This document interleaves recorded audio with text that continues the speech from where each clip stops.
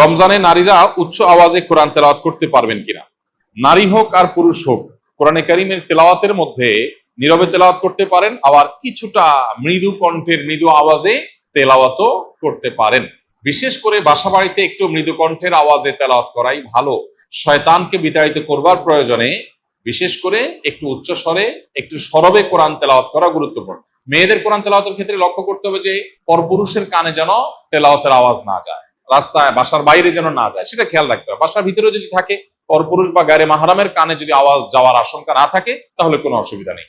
বাসায় বসে সেরকম তেলাওয়াত মা বোনরা করতে পারবেন এবং সবসময় তাদের একেবারে নীরবেই করতে হবে এমন কোনো বাধ্যবাধকতা নাই, বরং যেটা সরবে করতে পারেন। বিশেষ করে পরিবারের অন্যান্য সদস্যদেরকে কোরআন তেলাওয়াতে উদ্বুদ্ধ করার জন্য যদি একটু আওয়াজ দিয়ে পড়েন, তাতে কোনো অসুবিধা নাই, বরং অনেক ক্ষেত্রে এটা ভালো সন্তানদেরকে অভ্যস্ত করার জন্য। এবং বিশেষ করে আজকাল তো একটু সরবে আওয়াজ কোরআন তেলাওয়াত এটা বাসাবাড়ি থেকে আমাদের বিভিন্ন জায়গা থেকে উঠে গেছে, এটা করা দরকার। হ্যাঁ, মসজিদে যখন আপনি তেলাওয়াত করবেন বা এমন জায়গায় তেলাওয়াত করবেন যেখানে আরো অনেক মানুষ আছে, সেখানে জোরে তেলাওয়াত করলে অন্যদের ডিস্টার্ব হবে, সেখানে অন্যের ডিস্টার্ব যেন না হয় সেভাবে আপনাকে তেলাওয়াত করতে হবে।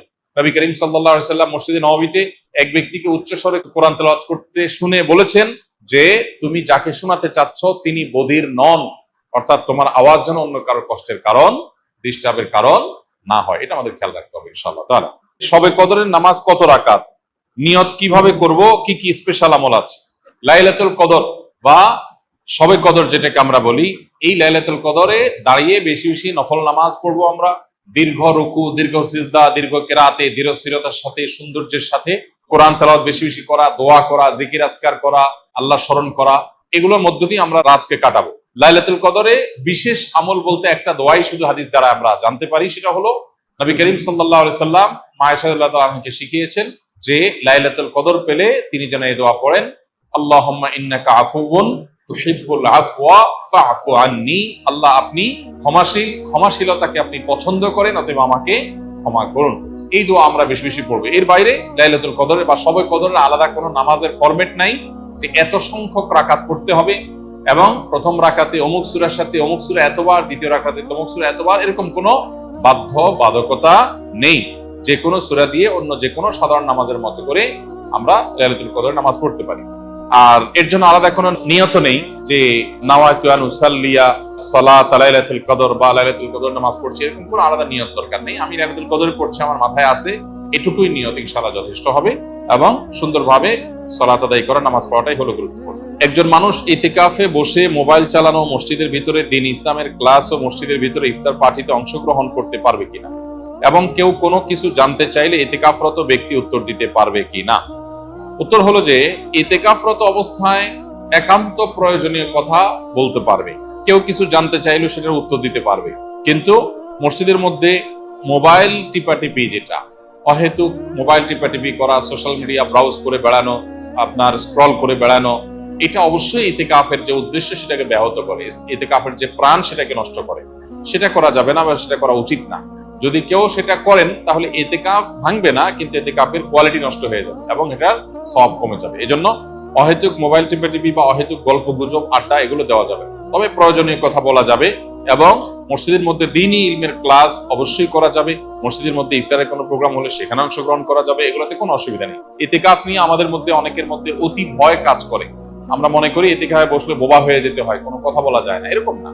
সাধারণ স্বাভাবিক জীবন যাপন আমরা করতে পারবো ইনশাআল্লাহ। নবী করিম সাল্লাল্লাহু আলাইহি সাল্লাম রমাদানের শেষ দশকে জীবনে কোনো বছর ইতিকাফ ছাড়তেন না।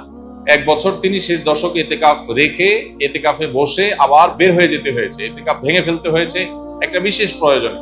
পরবর্তী বছর তিনি সেই 10 দিন এবং পরের বছরের 10 দিন সহ 20 দিন ইতিকাফ করেছিলেন। এর মানে হলো দ্বিতীয় হিজরিতে রমজানের রোজা ফরজ হওয়ার পর থেকে নিয়ে তার ওয়াফাত পর্যন্ত, দশম হিজরি পর্যন্ত, এই 8 বছর কোনো বছর তিনি ইতিকাফ ছাড়েননি। অথচ আমরা বেশিরভাগ মানুষের জীবনে এক বছরেও ইতিকাফ করা হয়নি। এটা দুর্ভাগ্যজনক বিষয়। যেটা নবীজি জীবনে কখনো ছাড়েননি, কোনো বছর ছাড়েননি, সেটা আমি জীবনে কোনো বছর করিনি। পরম শত্রুর সাথেও তো এরকম বৈপরীত্য হয় না, যেটা আমরা আমাদের নবীজি সাল্লাল্লাহু আলাইহি সাল্লামের সাথে আজ আমাদের কার্যত সেই বৈপরীত্য আমরা করে রেখে দিয়েছি। এজন্য ইতিকাফের দৃঢ় সংকল্প আমাদের করা উচিত। আল্লাহ আমাদের তৌফিক দান করুন। 2022 সালের ঘটনা, আমি অনার্স দ্বিতীয় বর্ষে পড়ি, তখন একটি ডিভোর্সি মেয়ের সাথে হারাম সম্পর্কে জড়িয়ে পড়ি। পরে তার পেটে বাচ্চা আসে এবং তাকে বিয়ে করি, কিন্তু আমার পরিবার মেনে নেয় না, এবং অনেকে যারা সন্তানের বাবা বলে গালি দিতে থাকে, একসময় রাগ করে সে মেয়ে সন্তানকে 14 দিনের বাচ্চাকে এক বন্ধা দম্পতি দিয়ে দেই এবং আমার স্ত্রীকেও ডিভোর্স দেই। এই অতীতটা আমাকে কুড়ে কুড়ে খাচ্ছে। আমি মনে হয় ক্ষমা পাবো না, আখেরাতে আটকা পড়ে যাব। আমি বারবার ডিপ্রেশনে চলে যাই। যে ভাই এই প্রশ্ন করেছেন তাকে বলতে চাই যে হারাম সম্পর্কে জড়াবার ফলে যে বাচ্চা এসেছে, সন্দেহাতীত ভাবে সেটা আপনাদের উভয়ের জঘন্যতম কবিরা গুনাহগুলোর মধ্য থেকে একটা। কিন্তু প্রথমত বাচ্চার কোনো দোষ নাই। এই বাচ্চা চাইলে আল্লাহর নেককার বান্দা হয়ে জান্নাতি মানুষ হতে পারে, আবার বৈধভাবে জন্ম হওয়া অনেক বাচ্চা জাহান্নামী হতে পারে। এই জন্য বাচ্চাকে কেন্দ্র করে আপনাকে এলাকাবাসী কথা বলেছে, সেটার জন্য আপনি যে কাজ করেছেন সেটা গর্হিত কাজ, আপনি নিজে বুঝতে পেরেছেন। এখন যেটা করণীয় আপনার, প্রথম কথা হলো এই বাচ্চা সারা জীবনই আপনার বাচ্চা হিসাবে গণ্য হবে এবং আপনার বাচ্চা হিসাবে আপনি তার প্রতি কর্তব্য আপনার রয়েছে। অতএব সেই বাচ্চাকে আপনি অন্যত্র দিয়ে দেওয়া এটা জুলুম। আপনি এটা রিকভার করার সুযোগ থাকলে রিকভার করবেন, তার টেক কেয়ার করা, তার প্রতি দায়িত্ব পালন করা করবেন। আর আপনার স্ত্রীকে আপনি যদি এমন ভাবে ডিভোর্স দিয়ে থাকেন যে ডিভোর্সের পরে আবার, যদি আপনার ডিভোর্স দেওয়ার অধিকারই নাই, যদি আপনি বিয়ে না করে এই হারাম সম্পর্ক করে থাকেন, তাহলে ডিভোর্স এটা কার্যকর হয়নি। তাহলে আপনি এখন চাইলে তাকে বিবাহ করে নিতে পারেন এবং যে জেনা হয়েছে সে জেনার জন্য আল্লাহর কাছে আপনার তওবায়ে নাসুহা, সর্বোচ্চ লেভেলের তওবা আপনাকে করতে হবে।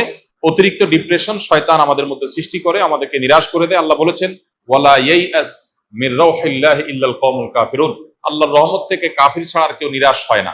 অতএব অতিরিক্ত নৈরাশ্য, আশাহত হয়ে যাওয়া, আল্লাহর রহমতের আশা একেবারে ছেড়ে দেওয়া, এটা কিন্তু কুফরি। অতএব এটা যেন না হয়। আমি যত গুনাহগারী হই না কেন, আল্লাহ তাআলা আমাকে ক্ষমা করতে পারেন। ক্ষমা করার ক্ষমতা আল্লাহর আছে এবং আল্লাহ ওয়াদা করেছেন আমি যদি অনুতপ্ত হই আর জীবনে কখনো জেনার ধারে কাছেও যাব না, আল্লাহ ইনশাআল্লাহ পূর্বের গুনাহ মাফ করবেন। আল্লাহর ওয়াদা রয়েছে। অতএব পরিপূর্ণ কায়মন বাক্যে তওবা করলে মাফ হবে। আপনি যদি মনে করেন যে না আমার গুনাহ কোনোভাবেই মাফ হবে না, তাহলে সেক্ষেত্রে আপনি আল্লাহর প্রতি কুধারণা করলেন, এটা বরং অনুচিত কাজ হবে। অতএব অতিরিক্ত ডিপ্রেশনে না গিয়ে আল্লাহর কাছে মাফ চাইতে হবে। আল্লাহ তাআলা আমাদেরকে আমলের তৌফিক দান করুন।